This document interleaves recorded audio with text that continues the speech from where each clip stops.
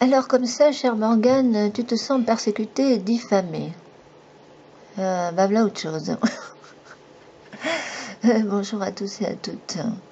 Alors je crois, je vais rentrer dans le vif du sujet parce que je crois que ce garçon, et je pourrais venir te le dire en face, Morgane, à la main d'or, hein, les yeux dans les yeux, parce que je ne te crains pas. Mais il y a 1000 kilomètres qui nous séparent, comme déjà dit, donc je vais te dire ça comme ça, vu que tu désactives les commentaires, on ne peut pas te répondre directement. Moi, ce que j'ai envie de dire, je veux le dire en public, tout le monde peut l'entendre, il n'y a pas de souci.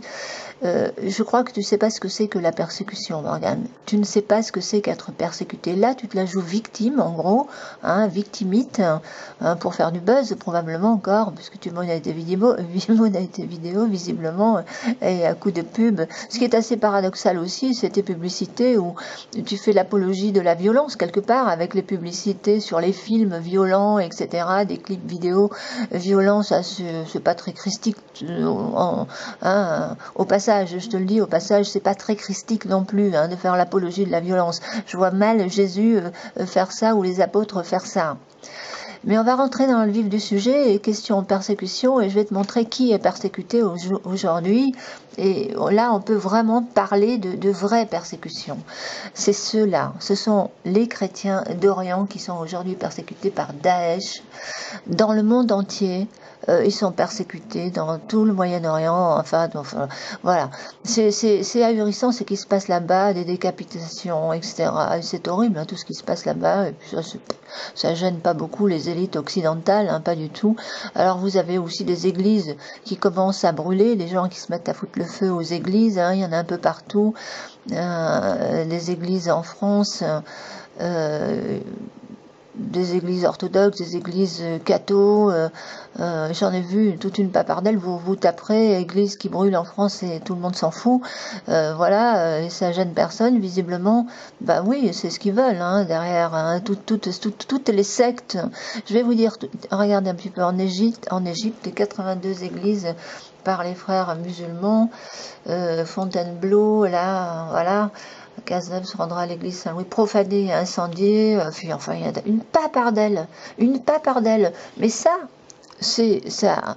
Vous avez entendu dans les informations, ils n'en parlent pas beaucoup, hein, de ça. Ben non, c'est tout à fait normal. C'est juste. Allez, il y en a qui vont dire, mais c'est un juste retour des choses par rapport à ce qui s'est passé il y a 2000 ans, au temps des Romains, etc. Ouais, mais attends, on s'en sort plus, hein. Si c'est et je me venge, et chacun son tour se venge. Maintenant, ça va être les islamistes et qui vont attaquer les chrétiens. Regardez un petit peu. En Inde, les chrétiens sont obligés de se cacher pour prier. Enfin, vous regarderez un peu tout ça, et là, on voit vraiment que ça, c'est de la vraie persécution, et ça va vraiment très loin, et apparemment, ça ne gêne pas nos élites politiques, socialopes, je dirais, voilà. Alors, et on peut comprendre pourquoi, parce que derrière toutes les sectes plus ou moins protestantes, parce que toutes ces sectes évangéliques, je parle bien des évangéliques born again, hein, borderline, à ne pas confondre avec les évangélistes, parce que les évangélistes c'est encore autre chose. Il y a de ça, il y a des communautés chrétiennes. Je suis pas en train de faire un amalgame là, et mettre tous les chrétiens dans le même panier non plus. Attention, hein, je suis bien consciente qu'il y a des petites communautés chrétiennes indépendantes qui vivent leur foi, ils sont dans leur croyance, leur foi, etc., et qui sont pas dans cette manipulation mentale comme font certains, surtout chez les born again américains, là où il y a vraiment des riches milliardaires, parce qu'ils sont, attention, il y a des riches, mais ils font l'apologie de la richesse, de la gloire, des médailles, des honneurs, etc. Enfin, tout ce qui est contraire, tout ce qui est quand même contraire aux évangiles et aux apôtres, et Jésus qui disait que plutôt n'aimait pas les choses de ce monde, sortez de ce monde, et etc. C'était plutôt l'évangile, peut-être pas de la pauvreté non plus, parce qu'on a le droit de gagner sa vie honnêtement, et si on devient riche en gagnant sa vie honnêtement, et on fait des choses positives avec cet argent, et qu'on en fait profiter un peu les autres aussi, hein, qu'on garde pas tout égoïstement pour soi, comme le font certains évangéliques borderline, et bien on a le droit d'avoir de l'argent à partir du moment où c'est gagné honnêtement. Ok, chère Morgane? je reviens à ce phénomène-là. Ah oui, alors là, c'est le libre... Alors, ça, c'est incroyable, ça.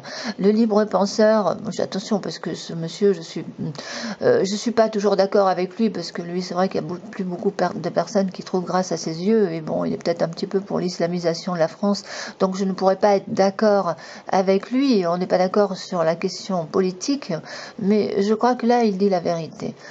Salim, là, il dit la vérité, il se fait attaquer par Morgan Priest, hein, qui l'a collé au tribunal.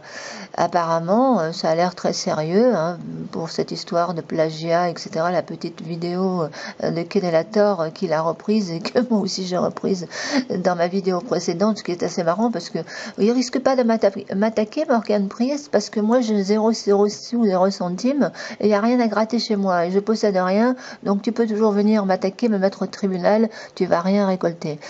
Mais moi, je pense que là, le libre penseur, il a raison.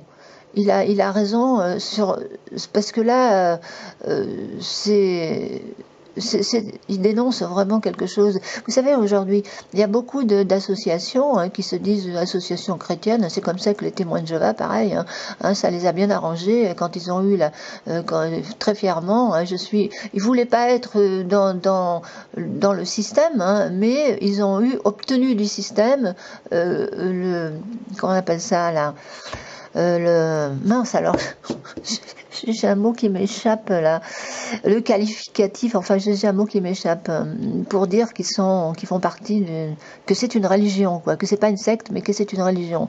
Et ils ont été très heureux de ça, alors qu'en réalité c'est tout le contraire, qu'ils auraient dû être plutôt contents de ne pas faire partie des religions de ce monde, parce que ce monde qu'ils stigmatisent eux aussi, hein, les témoins de Jéhovah, et qui se sont enrichis à milliards, comme toutes les sectes évangéliques born again, qui sont en train de s'enrichir sur le dos des crédules et des pauvres des crédules qui sont un peu naïfs et qui ne connaissent pas les évangiles et qui interprètent les évangiles à leur manière pour aller dans leur sens, dans le sens de ce qu'ils ont envie de. Enfin voilà, dans le Morgan, il interprète les évangiles quand c'est dans son sens, il prend les versets qui vont vraiment, oui, tout ce qu'il veut lui, c'est apparemment être connu, être célèbre, il aime la gloire, les médailles, les honneurs, l'argent, et donc il interprète les textes dans le sens de ses désirs et de ses convoitises, et c'est complètement contraire à ce que disaient Jésus et les apôtres, c'est tout, voilà. Alors il a beau dire, mais non, mais c'est pour payer parce que tout salaire, tout mérite salaire, non mais attendez là, aller faire, comment dire, prêcher la bonne nouvelle du royaume, comme ils disent, c'est-à-dire un monde spirituel, en gros, hein, la vie après la mort, c'est de ça que Jésus parlait, de toute façon. Eh bien, on n'a pas besoin de prendre 50 à 70 € la séance, le baptême, alors que Jésus disait, vous avez reçu gratuitement, donnez gratuitement. Il n'aurait jamais fait, les apôtres n'auraient jamais fait payer un baptême. C'est ahurissant d'entendre des choses comme ça sous prétexte qu'il aurait des frais. Et là, le libre penseur, il a raison. Il a raison parce que il faut des structures pour prouver que vous avez des frais. Il faut que ça passe dans les frais. Il faut que les comptes soient clairs. Et à ce moment-là, mais lui, est-ce que ses comptes sont clairs, hein, puisqu'il touche probablement au black des tas de billets petits dans la poche. Alors vous savez, aujourd'hui, moi je trouve que et ça, c'est toutes ces sectes, eh bien, sont protégées aujourd'hui, ils font strictement ce qu'ils veulent, sous l'appellation association à but non lucratif, et ils font rentrer, ils font du business, il faut voir les business qu'ils font. Alors lui, il vend des bouquins, il vend des t-shirts, il vend des chapelets, non pas des chapelets, pardon, des croix probablement, il vend des tas de trucs, et il a une vraie boutique sur internet, c'est du business. Mais non, mais c'est pas des businessmen, voyons, non, c'est une association à but non lucratif, hein, vous avez compris, à but non lucratif. Et puis, ça magouille beaucoup, comme d'autres frères en Christ, hein, dont je ne citerai pas le nom aujourd'hui, mais que vous connaissez tous si vous avez suivi mes vidéos. Et oui, et c'est comme ça que ça marche. Et comme par hasard, toutes ces sectes, eh bien, on les laisse tranquilles. Pour eux, ils sont au-dessus des lois. Alors, essayez de comprendre pourquoi ils sont au-dessus des lois, ces gens-là. Eh bien, c'est parce qu'ils sont protégés. Ils sont protégés ils sont protégés par l'État, et l'État, il y a des francs-macs politiques aussi qui sont, parce que je vous dis, hein, oui, des francs-macs qui veulent orienter les gens dans leur, enfin, vous voyez ce que je veux dire, hein, dans leur sens aussi, et je pense qu'ils sont au tribunal aussi, ces gens-là. Et il y a plein de francs-macs et de francs-maçons un peu ripoux dans la magistrature. Hein. Et oui, la justice aujourd'hui n'est plus ce qu'elle était. Hein. Enfin, il n'y a jamais eu de justice pour moi de toute façon. Où il y a une justice, il y a plusieurs vitesses. Mais aujourd'hui, je ne pense pas qu'il y a vraiment encore une justice. Parce qu'apparemment, les malfrats, ceux qui font la promotion de Daesh, comme là il y a un écrivain qui s'appelle Nab et qui fait carrément la promotion de Daesh dans son livre, mais il faut voir ce qu'il écrit dans son livre. Ça c'est le libre penseur qui le démontre aussi, parce que lui, je lui fais confiance pour ce qui est de monter un dossier. Il a l'air de s'y connaître quand il a fait soraloscopie. Il prouve tout ce qu'il dit, hein, donc c'est ça qui est important, c'est de prouver tout ce qu'on dit, il faut le prouver. Parce que c'est facile de dire des choses sans le prouver, hein. Tout le monde sait faire. Mais le libre penseur, lui, prouve tout ce qu'il dit, comme je l'ai fait d'ailleurs avec un autre Born Again, hein. À partir de ses propres vidéos, ses propres paroles, et ses écrits, etc. J'éprouve, donc je n'ai rien inventé moi non plus. Et ça, c'est ce qu'il faut faire, hein. Donc... ouais, moi je pense que toutes ces sectes sont protégées. Alors, sont protégées par des gens qui magouillent, qui se protègent entre eux, parce que vous savez, dans la franc-maçonnerie, à partir du moment, comme ils ont signé le pacte de se protéger mutuellement, même quand ils sont sortis, visiblement, ils peuvent se faire protéger. Alors, moi, j'ai le sentiment que alors, moi, je miserais assez sur le libre penseur, parce que lui, il dit la vérité, visiblement, il le prouve, il peut le prouver, donc il dit qu'il est content que ça va au tribunal, parce qu'il va pouvoir prouver, et s'il est sûr de lui, je crois que c'est celui qui, normalement, devrait gagner. J'ai dit normalement, devrait gagner. S'il n'y a pas de franc-mac, ripou, au palais de justice. Par contre, s'il y a des francs-macs ripoux au palais de justice, alors là, je n'en sais rien comment ça va se passer. Mais moi, je trouve ça pas très normal. Hein. Vous savez que les francs-maçons puissent se défendre comme ça, se protéger, quoi qu'ils fassent. Alors, autrement, c'est facile. Vous devenez franc-maçon, vous magouillez un maximum, vous faites ce que vous voulez, et puis vous êtes au-dessus des lois. Eh ben, il faut que ça cesse, ça aussi. Il faut vraiment que ça cesse. Ça peut pas continuer, ces histoires-là. Toute cette corruption à plus haut niveau de l'État et au palais de justice, enfin dans la magistrature, etc., c'est scandaleux. Et ça peut plus durer ça. Et de toute façon, ça ne durera pas parce qu'aujourd'hui, tout va arriver à la surface avec Internet. Hein, tout ce qui est secret va être révélé. Ça aussi, c'est une prophétie de Jésus. Hein. Tout ce qui est caché va être révélé, mais je crois qu'il avait vu l'ère numérique, hein, Jésus. Non, mais c'est pas des blagues. Hein. Jésus et l'apôtre Jean, ce sont des très grands prophètes. Il faut voir ce qu'ils ont vu pour notre époque. Je dirais que c'est pour notre époque, parce qu'après, tout le reste, ça peut s'appliquer à d'autres époques, à ce qui s'est passé sous l'Empire romain, ce qui s'est passé lors des deuxièmes guerres mondiales, au XVIe siècle, etc. Enfin, tout ce qu'il y a eu, hein, les guerres mondiales, les guerres civiles, les révoltes, les guerres civiles, les cataclysmes naturels, ça peut aussi s'appliquer à toutes les époques, ça.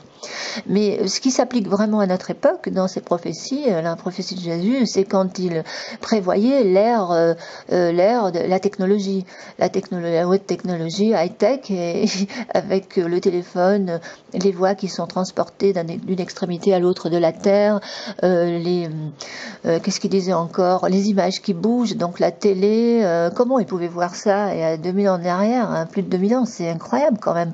Aussi, les aveugles marcheront, les aveugles verront. Bon, il y en a qui vont dire, oui, mais ça c'est spirituel, c'est un éveil spirituel. Moi, je pense que ça peut être les deux. Je pense que ça peut être les deux. Parce que maintenant, la technologie, ils arrivent à faire voir les aveugles. J'ai entendu encore récemment, là, dans les émissions scientifiques, ils arrivent à faire entendre les sourds et à voir avec des appareils, quoi. Sophistiqués, et il faut voir ce qu'ils arrivent à faire, hein, c'est ahurissant, hein. Ah ouais, l'homme augmenté, attention, hein. Et donc Ça, c'est des prophéties vraiment que je trouve c'est quand même assez fort. Hein. Moi, je crois qu'ils avaient accès à des informations que le commun du mortel n'avait pas. Un certain bon prophète, hein, parce qu'il y avait aussi les faux prophètes, évidemment. À l'époque, il y en avait un paquet dans l'Ancien Testament, les faux prophètes, des vrais prophètes. Et d'ailleurs, on reconnaît les vrais prophètes et les faux prophètes aux prophéties qui se réalisent ou qui ne se réalisent pas. Voilà, tout simplement. Et donc, oui, tout ce qui est, par exemple, prédit aussi dans l'Apocalypse de Jean, qui est symboliquement, hein, évidemment, les bêtes à 10 cornes, la prostituée assise sur les eaux, et tout ça, faut bien comprendre ce que ça veut dire. C'est tout simplement politique, c'est des événements géopolitiques qui sont en train de se dérouler sous nos yeux actuellement. Et ça aussi, ça peut correspondre à différentes époques, sauf que les symboles, les archétypes qui sont utilisés changent. Par exemple, le dragon, aujourd'hui, ça pourrait être le Daesh. Avant, c'était peut-être la Russie ou Hitler, hein, mais aujourd'hui, c'est le Daesh. C'est le Daesh et le sang qui coule des chrétiens, les martyrs, c'est les chrétiens d'Orient qui ont le sang qui coule, malheureusement. Voilà. Donc, on voit bien que à toutes les époques, il y a à peu près, c'est normal parce que les mêmes causes produisent les mêmes effets. Et oui, les mêmes causes produisent les mêmes effets. Et les causes, aujourd'hui, les causes principales de tous nos maux, la cause principale de tous nos maux, eh bien, c'est ce système politique, c'est ce capitalisme mondialisé, cette dictature socialiste, là, parce que c'est ça, hein, vous savez. Et oui, ils veulent la globalia, un monde globalisé, et puis alors, ils vont aussi faire, vous savez, le communisme. Alors là, il a raison, Morgane, quand il parle du pape. Moi, j'avais abordé la question du pape. C'est sur une vidéo, sur une de mes vidéos, la dernière vidéo, hein, l'objectif de Morgane Priest est très clair. J'avais donc aborder rapidement le sujet à ce niveau-là, là où quand j'ai parlé du livre que je suis en train de lire, La chute de l'Empire romain, et je disais que le pape c'est un bisounours et que ce pape veut faire venir par empathie toute l'Afrique en Europe, et ça c'est pas possible non plus, hein, parce que charité bien ordonnée commence par soi-même, déjà par sa famille, par sa patrie, par voilà son entourage. Et aujourd'hui en France, malheureusement, il y a des gens qui sont sans abri, qui se font expulser l'hiver, l'été, parce que il y a des femmes seules avec des enfants, etc., et qui n'arrivent pas à payer leur loyer, et qui se font expulser aujourd'hui. J'ai entendu ça il n'y a pas si longtemps à la télé dans les informations, c'est ahurissant, et il y a des SDF et il y a des pauvres en France qui, eux, qui sont pas aidés, des paysans, des vieux paysans qui s'en sortent pas avec leur toute petite retraite alors qu'ils ont bossé toute leur vie. Il faut voir les injustices, c'est incroyable. Alors ça, c'est pas possible non plus. Alors quand l'empathie, c'est une belle chose, l'empathie, hein, quand on peut être empathique. Moi, je suis pour, hein, moi j'ai de l'empathie beaucoup pour certaines, mais on peut pas avoir de l'empathie pour le monde entier. On peut pas absorber, comme diraient certains, toute la misère du monde, parce qu'à ce moment-là, il faut faire rentrer tous les gens, tous les pays qui sont en guerre et tous les pays où ça meurt de faim, et c'est pas possible. On peut aider les gens là-bas sur place, on peut faire des choses, on peut faire des tas de trucs, aller les aider sur le plan technologique, par exemple, à créer des structures là-bas, des écoles, tous ceux qui ont des diplômes, qui ont de l'argent, les multimilliardaires, là, les multimilliardaires évangéliques borderline, pourquoi ils vont, avec leurs millions, hein, ils vont pas créer des structures là-bas en Afrique et dans les pays où ça crève de faim, etc., plutôt que de se garder tous les millions pour faire leur prédication à 2 balles, là, contraire aux évangiles, en plus, contraire aux évangiles et à ce que disait Jésus, c'est énorme, quoi. C'est ahurissant de voir des choses comme ça. C'est ahurissant de voir des choses pareilles. Alors, aujourd'hui, on voit 2 sectes qui prolifèrent vraiment. C'est les islamistes radicaux et les évangéliques américains borderline, hein. Et c'est ces deux-là qui se tirent d'ailleurs dans les pattes et qui veulent tous les deux avoir raison, et les uns ont raison en disant si tu viens pas de mon côté tu vas les griller dans les feux de l'enfer, et idem de l'autre côté. De l'autre côté c'est pareil, hein. Si vous devenez pas islamiste, vous êtes un mécréant et vous allez aussi griller dans les feux de l'enfer, hein. Donc je parle pas des modérés, je veux pas mettre tout le monde dans le même panier, et puis je veux pas non plus mettre je le dis rapidement pour pas qu'on me tombe dessus, j'ai pas dit que chez les borderline, born again, nouveaux repentis, il n'y avait pas des repentis sincères. Il y a forcément des repentis sincères, comme dans toutes les religions et dans toutes les croyances, dans toutes les sectes, il y a les gens, à la base, il y en a qui sont vraiment sincères. Hein. Et eux se font piéger. Ils se font piéger par la hiérarchie. Et qui, eux, s'en mettent plein les fouilles. Parce que je vais vous dire, vous n'avez pas besoin, à partir du moment où vous êtes dans les valeurs chrétiennes, c'est tout ce qui compte. Et c'était le message de Jésus. À partir du moment où vous suivez son enseignement, hein, il disait, arrêtez de m'idolâtrer moi, regardez plutôt la direction que j'indique. Il disait, ne regardez pas mon doigt, mais regardez la direction que j'indique. C'est ça que disait Jésus. Et Jésus, il y a plein de textes, mais là j'ai plus le temps de parler, hein, ça sera pour la prochaine, où Jésus faisait comprendre que hein, va dans ta chambre, ferme ta porte à clé, va prier ton Père dans le secret, etc. Il disait aussi, c'est pas ceux qui disent Seigneur, Seigneur qui hériteront le royaume des cieux, hein, seul celui qui fait la volonté de mon Père qui rentre dans les cieux. Il faut savoir ce que c'est que la volonté du Père dans les cieux, il faut savoir interpréter ça aussi. Mais il y a plein de passages. Et moi je vous dis, ce monsieur c'est un antichrist. C'est un antichrist et et il œuvre avec la franc-maçonnerie à la destruction. C'est la christianophobie, ni plus ni rien, ni plus ni moins. Voilà, et c'est tout. Et je maintiens ma position, que ça lui plaise ou non. Hein? Alors, tu peux toujours jouer à la victime, chère Morgane, mais moi je dis que tous les chrétiens qui t'en prennent, ils ont raison, parce que c'est écrit ça aussi dans les évangiles, que ceux qui tordent le sens des Écritures, qui font n'importe quoi, et qui deviennent une pierre d'achoppement pour les autres, si tu sais ce que c'est qu'une pierre d'achoppement, eh ben t'en as une belle de pierre d'achoppement, je te le dis, parce qu'il y en a plein qui n'écouteront pas les enseignements de Jésus, à cause de ton comportement, à cause de ta tenue, à cause de ton langage ordurier. Donc, hein, ne sois pas un objet de scandale. Hein, c'est ce que disait dans Timothée, quoi. Je crois que c'est marqué. Hein. Non, j'ai bien retenu les évangiles, puisque je les ai appris à 17 ans. C'est écrit que tu dois pas être, tu empêches d'autres personnes d'écouter le message à cause de ton comportement. Voilà, enfin, je ne vais pas me répéter. Merci en tout cas pour l'écoute et